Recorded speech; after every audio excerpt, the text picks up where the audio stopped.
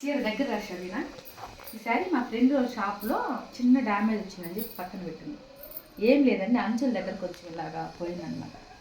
ఈ శారీ అంచులు యాక్చువల్లీ ఇది కాదు, సైడ్ ఇక్కడ అక్కడక్కడ ఇది కదా, అక్కడక్కడ కొంచెం కొంచెం పోగులు వేసినట్టు అయిపోయిందనమాట.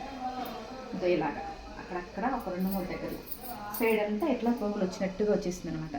దీనికి నేనేం చేశానంటే, పైగా తను పక్కన పెట్టేసింది, ఈ శారీలో బ్లౌజ్ మిస్ అయింది. నేను ఆ కట్ సంగతికి వెళ్ళి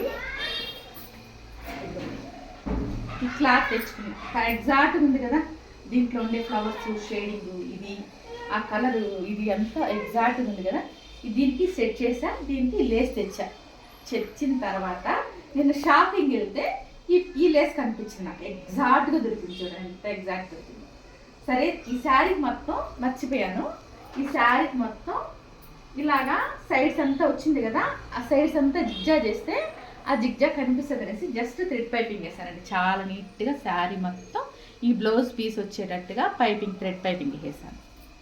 నీట్గా థ్రెడ్ పైపింగ్ వేసాను.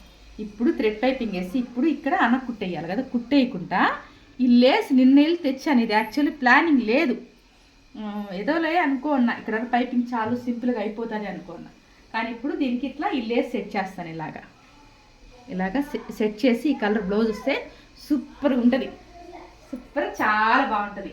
నేను అస్సలు అనుకోలేదు ఇది ఎంత, నాకు ఒక 250-200 పడింది ఇది అంతే.